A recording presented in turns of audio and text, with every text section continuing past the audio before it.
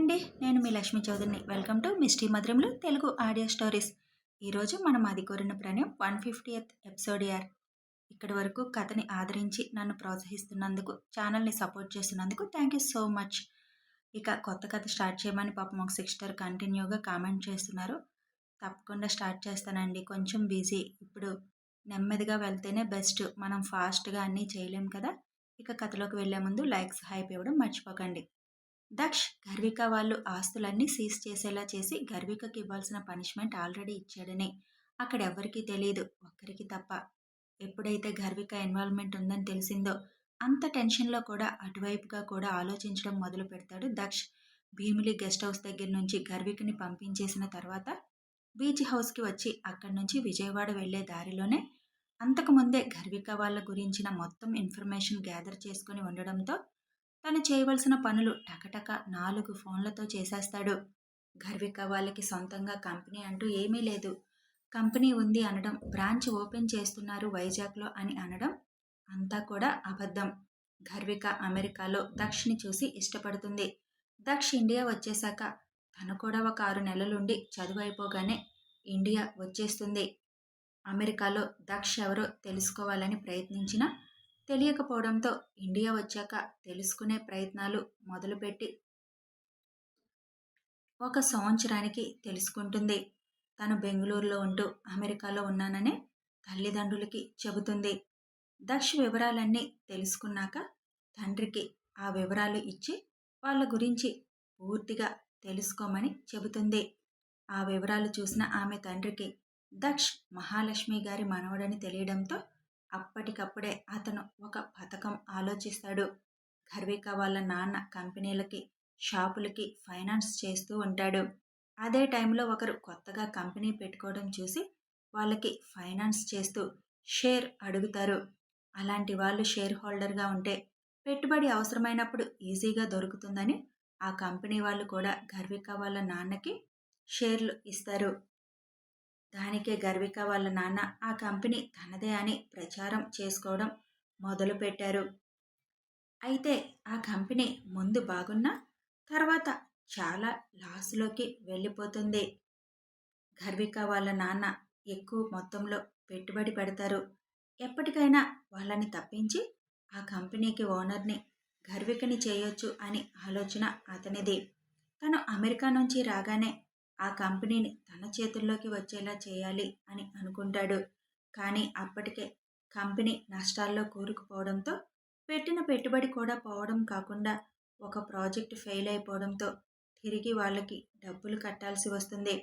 అలా కట్టాలంటే share holders అందరూ తమ ఆస్తుల్ని కూడా అమ్ముకోవాల్సిన స్థితికి వచ్చారు. ఆ టైంలోనే వైజాగ్ షిఫ్ట్ అయిపోతాం మేము అన్నట్లుగా అప్పటికప్పుడు గర్విక వాళ్ళ నాన్న అక్కడ ఖాళీ చేసేసి హైదరాబాద్ నుంచి ఊరికి వచ్చేస్తాడు.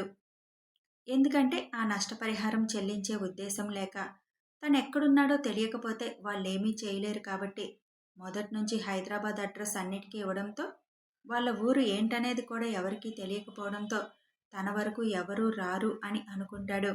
అయితే చాలా బ్యాంకుల్లో స్థలాలు తాకట్టు పెట్టి, పొలాలు తాకట్టులో పెట్టి అప్పు తీసుకొచ్చి ఆ కంపెనీలో షేరు పెట్టడంతో ఇప్పుడు అవన్నీ ఎలా పూడ్చుకోవాలి అని ఆలోచిస్తున్న టైంలోనే గర్విక దక్ష గురించి చెప్పేసరికి అతనికి ఆశ మొదలవుతుంది. వాళ్ళిద్దరికీ పెళ్లి జరిగేలా చూస్తే పోయిన నష్టంతో పాటు లాభాలు కూడా వస్తాయి కదా అన్న కోరిక కలుగుతుంది అతనిలో. అదే సమయంలో వాళ్ళ ఊరిలో గుడి ఉత్సవాలు ఉండడంతో మహాలక్ష్మి గారికి ఫోన్ చేస్తారు గర్విక వాళ్ళ తాతయ్య. చాలాసేపు మాట్లాడుకున్నాక పిల్లల గురించి విషయం రావడంతో అతనికి మనవరాలు ఉందని, అమెరికాలో చదువుకుంటుంది అని చెప్పగానే మహాలక్ష్మి గారికి అలాంటి అమ్మాయి అయితే బాగుంటుంది కదా అన్న ఆలోచనతో అమెరికా నుంచి వచ్చాక మనవరాల్ని తీసుకొని రండి అని చెప్పి ఫోన్ కట్ చేస్తారు.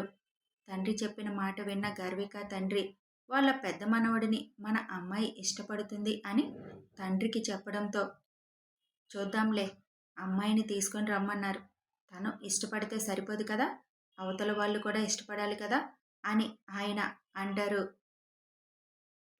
కొడుకు చేసిన నిర్వాకం ఆయనకి తెలీదు. ఆస్తులన్నీ పోతున్నాయి అని కూడా పాపం ఆయనకి తెలీదు. గర్విక రాగానే వైజాగ్లో బ్రాంచ్ ఓపెన్ చేస్తున్నామన్న వంకతో అక్కడికి అందరూ వస్తారు. అప్పటికే బిజినెస్ నడిపిస్తున్న దక్ష్ వాళ్ళ కంపెనీ పేరు చెప్పగానే అనుమానం స్టార్ట్ అవుతుంది. కానీ అసలు అది బయటికి చెప్పడు. సైలెంట్గా ఆ కంపెనీ గురించిన వివరాలన్నీ తెలుసుకోవడం మొదలుపెట్టాడు.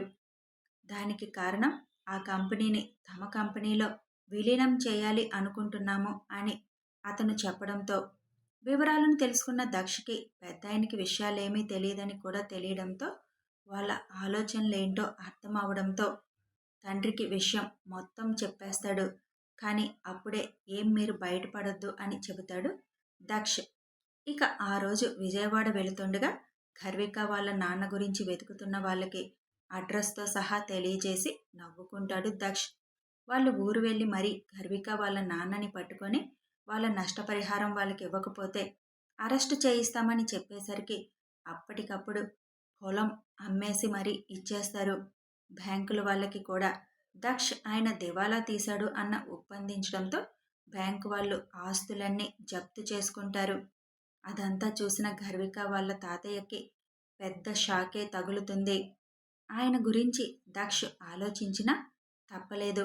నా నల్లత్రాచుని చంపడానికి అప్పగించేసింది. అంతకంటే ఎక్కువగా వదిన్ని మరిదిని దారుణమైన పరిస్థితుల్లో నిలబెట్టింది. అలాంటి వాళ్ళని క్షమించే అంత గొప్పవాడిని నేను కాదులే అనుకుని తన పని తను చేసేస్తాడు దక్ష్. మొత్తం ఆస్తులు పోయి వాళ్ళు ఉంటున్న ఇల్లు ఒక 2 ఎకరాల పొలం మాత్రమే మిగులుతుంది. అది కూడా గర్విక తల్లికి వచ్చినది.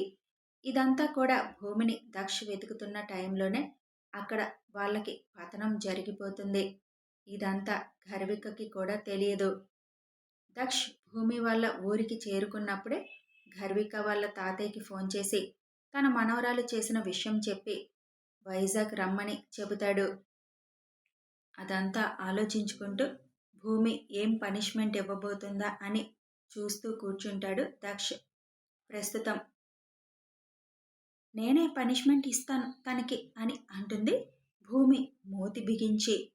సంతోషం, చూస్తాం ఎంత గొప్ప పనిష్మెంట్ ఇస్తావో అని మూతి తిప్పుకుంటూ పక్కకి వెళ్ళిపోతుంది ఆద్య. ఎందుకు పాపం తన మీద కోపం? తప్పు చేసింది కరెక్టే, కానీ తనున్న పరిస్థితి కూడా అలాంటిదే కదా. ఎటూ చెప్పుకోలేక తను అలా చేసింది. అక్క కోపంలో అంటే అర్థముంది. మీరు కూడా ఎందుకు తనని ఇబ్బంది పెడుతున్నారు అని ఆద్య తన పక్కకి చేరగానే అడుగుతారు స్రవంతి గారు. నువ్వు ప్రిన్సిపల్ కాబట్టి తప్పులు చేసిన పిల్లల్ని క్షమించేస్తూ ఉంటావు. అదే వచ్చిందా భూమి విషయంలో కూడా? వినీత్ వల్ల ఈరోజు మన కళ్ళ ముందు అలా కనిపిస్తుంది, కానీ లేకపోతే తను మనకి దక్కేదా అమ్మా? అది తలుచుకుంటేనే కోపం వచ్చేస్తుందమ్మా. నానమ్మ మాటకి విలువిచ్చి వెళ్ళింది, కాదని అనడం లేదు. కానీ విషయం మా ఎవరో ఒకరికి చెప్తే వేరేగా ఆలోచించే వాళ్ళం కదా. అక్కడే మాకు కోపం వచ్చేస్తుంది. లేదా తనకి తోడుగా 2 రోజులు మేమన్నా వెళ్ళే వాళ్ళంగా. అయినా నీకేం కోపం రావట్లేదంటే ఆశ్చర్యంగా ఉందే అని అంటుంది ఆద్య. అందరం కోపం చూపిస్తే పాపం అల్లాడిపోతుంది. ఓ పక్క హర్ష అన్నయ్య కోపంగా ఉన్నారు. ఓ పక్క అక్క, మీరు, అందరికంటే ముఖ్యంగా దక్ష్. ఇంతమంది కోపం చూపిస్తుంటే ఎలా? నేను మాత్రం అలా ఉండలేనులే అని అందరికీ జ్యూస్ ఇచ్చాక భూమికి జ్యూస్ పట్టుకొని వెళ్ళి ఇస్తారు స్రవంతి. మీకు నా మీద కోపం లేదా మేడం అని అడుగుతుంది భూమి. మేడం అన్నావంటే మూతి మీద కొడతా. ఇప్పటి వరకు కోపం వదిలే పాపం అని అనిపించింది, ఇప్పుడు కోప్పడాలనిపిస్తుంది అని చిరుకోపంగా స్రవంతి అనేసరికి వద్దొద్దు మీరన్నా మాట్లాడండి అని చిన్న స్మైల్తో అని తర్వాత తాగుతాను అంటుంది. తర్వాత కాదు తాగు అని ఇచ్చి ఏం పనిష్మెంట్ ఇస్తున్నావు తనకి? చిన్న పనిష్మెంట్ ఇస్తే మాత్రం అందరికీ కోపాలు ఎక్కువైపోతాయి, ఆలోచించుకో అని చెప్పి పక్కకు వెళ్ళిపోతారు. పనమ్మాయిని పిలిచి చిన్నగా ఏదో చెబుతుంది భూమి. 5 నిమిషాల్లో తెస్తామమ్మా అని ఇంకొక అమ్మాయిని తీసుకొని పరిగెత్తుకుంటూ గార్డెన్లోకి వెళ్ళిపోతుంది ఆ పనమ్మాయి. 5 నిమిషాలు అన్నది కాస్త 10 నిమిషాలలో వచ్చి రెడీ అమ్మా అని అంటుంది. తనని తీసుకువెళ్ళి నెత్తి మీద నుంచి గుమ్మరించండి అని చెబుతుంది భూమి. ఏం చేస్తుంది అని అందరూ ఆలోచిస్తూ ఉండగానే పని వాళ్ళిద్దరూ గర్వికిని పట్టుకొని వెళ్ళి కిచెన్ వైపు ఉన్న పెరట్లో నిలబెట్టి తల మీద నుంచి కిందకి 2 గిన్నెల్లో ఉన్న ఆకుపచ్చ నీళ్లు కుమ్మరిస్తారు. అవి ఒంటి మీద పోసిన మరుక్షణమే ఒళ్ళంతా దురద పెట్టి గోకడం మొదలు పెడుతుంది గర్విక. అప్పటికే ఆద్య నైని కొట్టిన దెబ్బలకి ఒళ్ళు కొంచెం కమిలిపోవడంతో ఇప్పుడు ఆ దురదకి గోక్కోవడం మొదలు పెడుతుంది. ఏం జరిగిందో అందరికీ అర్థమవడంతో అందరి పెదాలపై నవ్వొస్తుంది. హర్ష గారి ఇంటి గార్డెన్లో మూసివేసిన గేటు వైపు దురద గుంటాకు చెట్టు కూడా ఉంటుంది. అక్కడ గోడ కట్టించడానికి ఆ చెట్లన్నీ నరికేస్తున్నప్పుడు అక్కడ ఆ చెట్టు ఉందని తెలుస్తుంది. దాని మొదలు వరకు నరికేసిన మళ్ళీ చిగురించడం మొదలు పెడుతుంది. అది ఇప్పుడు అది గుర్తుకు వస్తుంది భూమికి. అద్వైత విషయంలో గర్విక చేసిన పని కళ్ళ ముందు మెదులుతుంటే తనని మామూలుగా వదలకూడదు అని అనుకుంది. 10 నిమిషాల పాటు గంతులు వేస్తూ ఎగురుతూ గోక్కుంటూ ఆ దురదకి తట్టుకోలేక గోడలకు వేసి చేతులు రుద్దుకుంటూ వీపు రుద్దుకుంటూ నానా హింస పడుతుంది గర్విక. లోపల హాల్లో అందరూ మగవాళ్ళుండడంతో తనని అక్కడికి తీసుకురమ్మనడం ఇష్టం లేక ఎంత కాదనుకున్నా తను ఆడపిల్ల కాబట్టి ఆ గోక్కోడానికి డ్రెస్ కూడా పైకెత్తడానికి ప్రయత్నిస్తుంది అని నన్ను కిచెన్ దగ్గర దింపరా అని అడుగుతుంది భూమి. విజయ్ వీల్ చైర్లో కూర్చోబెట్టి కిచెన్ ఎంట్రన్స్లో వదిలేసి వచ్చేస్తాడు. తనని లోపలికి తీసుకురండి అని భూమి అనడంతో కిచెన్లోకి తీసుకువస్తారు పనివాళ్ళు. అందరూ ఏం చేయబోతుందా అని డైనింగ్ ఏరియాలోకి వెళ్ళి కూర్చుంటారు. ఏం జరుగుతుందో కనిపించకపోయినా అందరికీ వినిపిస్తూ ఉండడంతో ఏం చేస్తుంది భూమి అని అనుకుంటారు. పనమ్మాయిని పిలిచి చిన్న చాక్ తీసుకురమ్మని చెబుతుంది భూమి. ఆ చాక్ తీసుకురాగానే అది పట్టుకొని ఆ రోజు అద్వైత్ సార్ తనని తాను కంట్రోల్ చేసుకోవడానికి తన ఒళ్ళంతా గాయపరుచుకున్నారు. కేవలం నీ వల్ల వదిన్ని మరిదిని ఒకటి చేయాలని నువ్వు చేసిన ప్రయోగం ఉందే అది క్షమించరానిది. దక్ష సార్ మీద ఆశతో నన్ను అడ్డు తప్పించుకోవాలనుకున్నావు. దానికి నేను నీకు అవకాశం దొరికేలా చేశాను. అందులో నా తప్పు కూడా ఉంది. కాబట్టి దాని గురించి నేను పెద్దగా పట్టించుకోవడం లేదు. ఆశపడ్డావు, కావాలని కోరుకున్నావు. అడ్డుగా ఉన్న నన్ను తప్పించాలి అని అనుకున్నావు. కానీ అద్వైత్ సార్ విషయంలో నువ్వు చేసింది మాత్రం చాలా తప్పు. కనీసం తను దక్ష సార్ కాదు అద్వైత్ సార్ అని చెప్పాక కూడా నువ్వు ఆడిన ఆట మనుషులు ఆడేది కాదు. తల్లిని బిడ్డని అని ఇక మాట్లాడలేక ఆగిపోయి తన ముందుకి చాకు విసిరి గాజు పెంకుతో నా మరిది ఆ రోజు నా కోసం ఆలోచించి తన ఒళ్ళంతా గాయపరుచుకున్నాడు. తను అరిచిన అరుపులు ఇప్పటికీ నా చెవుల్లో మారుమోగుతున్నాయి. తను పడ్డ నరకం ఇప్పటికీ నా కళ్ళ ముందు మెదులుతుంది అని భూమి చెబుతుంటే అద్వైత్ ఎంత నరకం అనుభవించాడో అనుకోగానే అక్కడున్న అందరికీ కళ్ళల్లో నీళ్లు తెప్పిస్తాయి. అద్వైత్ పక్కనే కూర్చున్న నయని అద్వైత్ చేతిని గట్టిగా పట్టుకోవడంతో నేనిప్పుడు బాగానే ఉన్నానులే పిచ్చి అంటాడు చిన్న నవ్వుతో.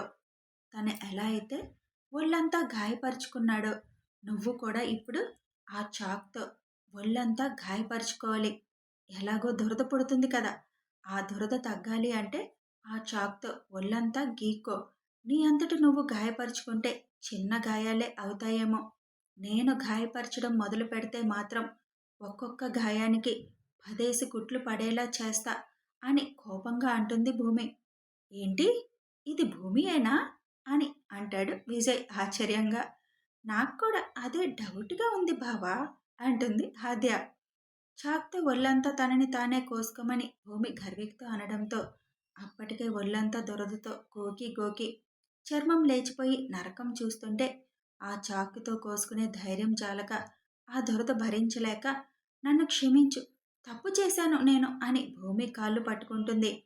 ఎక్కడ భూమి కాలుని హార్మ్ చేస్తుందో అన్న అనుమానంతో ఆద్య నయని భూమి చెరొక వైపు చేరి కాళ్ళు వదులు అని ఆ చేతులు తీసి విదిలించి కొడతారు. అంత కోపంగా తన మీదుండి కూడా ఎక్కడా తన కాలుని మళ్ళీ తన హార్మ్ చేస్తుందో అన్న భయంతో ఇద్దరూ తన పక్కకి చేరి అలా చేయడం భూమి కళ్ళల్లో కన్నీరు తెప్పిస్తుంది. దొరికిందే ఛాన్స్ అన్నట్లుగా వాళ్ళిద్దరి చేతుల్ని 2 చేతులతో చెరొక చేయిని గట్టిగా పట్టేసుకొని వాళ్ళు విడిపించుకోవాలన్నా వదలకుండా గట్టిగా పట్టుకుంటుంది భూమి. గర్విక వైపు చూసి కానివ్వు. చెప్పిన పని చేయలేదు అంటే అందరం కలిసి ఒక్కొక్క చాకు పట్టుకోవాల్సి వస్తుంది అని భూమి సీరియస్‌గా అనేసరికి, ప్లీజ్ నన్నొదిలేయ్. ఇంకిక్కడుండను. నేను దూరంగా వెళ్ళిపోతాను.